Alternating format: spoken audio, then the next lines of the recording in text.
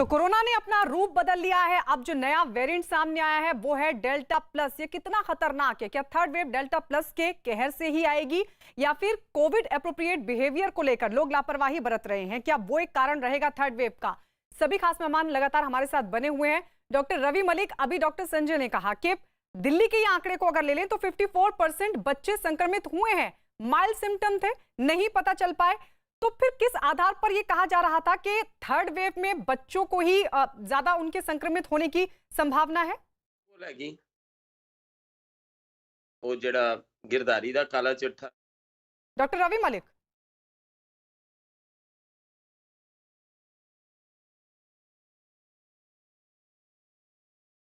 ठीक है। डॉक्टर रवि मलिक, आप तक शायद आवाज नहीं पहुंच पा रही है। डॉक्टर तृप्ति गिलाड़ा, क्योंकि अभी डॉक्टर संजय ने जो आंकड़े गिनाए वो ये कह रहे हैं कि फर्स्ट वेव जब आई थी तब भी बच्चे संक्रमित हुए। वो ये कह रहे हैं कि सेकेंड वेव में भी हमने देखा कि बहुत संख्या में बच्चे संक्रमित हुए हैं और ये दुनिया भर में संक्रमित हुए हैं। तो फिर क्या ये कहना बहुत जल्दबाजी है कि थर्ड वेव सिर्फ बच्चों को टारगेट करेगी? क्योंकि अब तो ट्रायल भी शुरू हो चुका है बच्चों के लिए वैक्सीन का, उसको मंजूरी मिल चुकी है। जी, ये एकदम बिल्कुल सही बात है कि अभी हमारे पास ऐसा कोई भी डेटा नहीं है या कोई भी एविडेंस नहीं है कि जो थर्ड वेव या कोई भी वेव होगी वो बच्चों में होगी। हमने देखा है, पिछले दोनों वेव में देखा है, बच्चे उतने ही संक्रमित हुए हैं। सिर्फ अंतर इतना रहा है कि बच्चों में माइल्ड इन्फेक्शन होता है। जैसे आप कोई घर में देखोगे, जितने सब बड़े लोग हैं सबको लक्षण आ जाते हैं पर बच्चों को लक्षण नहीं आते, तो हम ये समझ के चलते हैं कि बच्चे बच गए। तो ऐसा बिल्कुल नहीं है, सिर्फ उनको लक्षण नहीं आते या आते भी हैं तो बस बहुत माइल्ड लक्षण आते हैं। काफ़ी बार उनका टेस्टिंग भी नहीं होता है, इसलिए हमें ऐसा पिक्चर मिलता है कि बच्चों में संक्रमण नहीं हुआ है और शायद फ्यूचर वाले वेव्स में होगा। पर ये सीरो स्टडीज़ जिसमें हम एंटीबॉडीज़ चेक करते हैं, ये एंटीबॉडीज़ में हम देख चुके हैं कि बच्चों में और एडल्ट्स में उतना ही एंटीबॉडी लेवल, उतने ही परसेंटेज में एंटीबॉडीज़ मिले हैं। तो जो अगला वेव आएगा वो शायद वैसा ही होगा, एडल्ट्स को भी उतना ही इफ़ेक्ट करेगा, बच्चों को भी उतना ही करेगा। सिर्फ ये है कि थर्ड वेव अगर कुछ महीनों बाद आएगा तो जो अडल्ट्स हैं उनमें वैक्सीनेशन काफ़ी हो चुका होगा। तो अडल्ट्स काफ़ी वैक्सीनेशन की वजह से बच सकते हैं। अगर ये जो नया वेव होगा ये वैक्सीन इम्यूनिटी से प्रोटेक्शन रखेगा जी। तब। पर हमें ये समझ के हम हमेशा कहते हैं that be prepared for the worst but try your best. जी। तो हो सकता है वेव कल चालू हो सकता है 6 हफ्ते बाद हो सकता है 4 महीने बाद हो। हम सेकंड वेव से अभी-अभी उभरे हैं। हमें पता है कि हमको कौन-सी चीज़ काम करती है, कौन-सी चीज़ हमें नहीं दोहरानी है। और जो चीज़ें नहीं दोहरानी है वो हमें ध्यान रखना है। जैसे हमको नो मास्किंग के लिए ज़ीरो टॉलरेंस होना चाहिए, वो ठीक है सबसे डॉक्टर ज़रूरी तृप्ति। बात है। हमने doctor Ravi Malik, doctor Ravi Malik, paediatrician मैं बताना चाहूंगा, मैं डॉक्टर साहब से थोड़ा डिफर करूंगा। बच्चे जो हैं हमारे वल्नरेबल हैं, हमें किसी ओवर कॉन्फिडेंस में नहीं रहना चाहिए। ये 60 करोड़ बच्चों का सवाल है। 18 साल से छोटे जो हमारे बच्चे हैं वो लगभग 1/3 ऑफ द पॉपुलेशन आते हैं। एक छोटी सी स्टडी जरूर एम्स में हुई है under the supervision of WHO, जिसमें केवल 750 बच्चों को लिया गया था। 750 बच्चे, 60 करोड़ बच्चों का पूरा आंकड़ा नहीं बता सकते। अभी ये स्टडी चल रही है, इसकी इंटरिम रिपोर्ट आई है, बाकी रिपोर्ट आएंगी। लेकिन इस रिपोर्ट में भी ये आया है कि जो बच्चे हैं वो 8% बड़ों से ज्यादा वल्नरेबल है, मतलब उनकी एंटीबॉडीज 8% जो है वो कम बनी हुई है।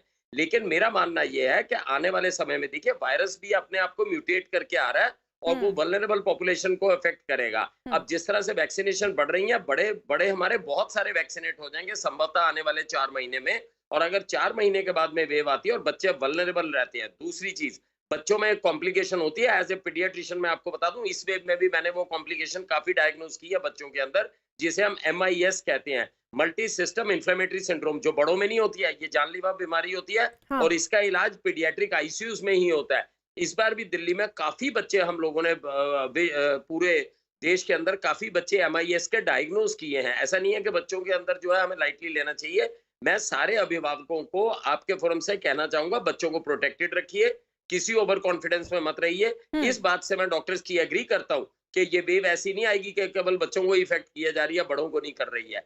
लेकिन क्योंकि हमारे बच्चे वल्नरेबल हैं, वो बड़ों और बच्चों दोनों को इफेक्ट करेगी। लेकिन अभी स्टडीज जारी हैं, शोध जारी हैं। जब तक हमारे बच्चे वैक्सीनेट नहीं हो जाते, प्रोटेक्टेड नहीं हो जाते, हमें उन्हें प्रोटेक्शन में रखना है। पहली वेव में हमने देखा बच्चे अफेक्टेड थे, कम थे। सेकेंड वेव में ज्यादा थे।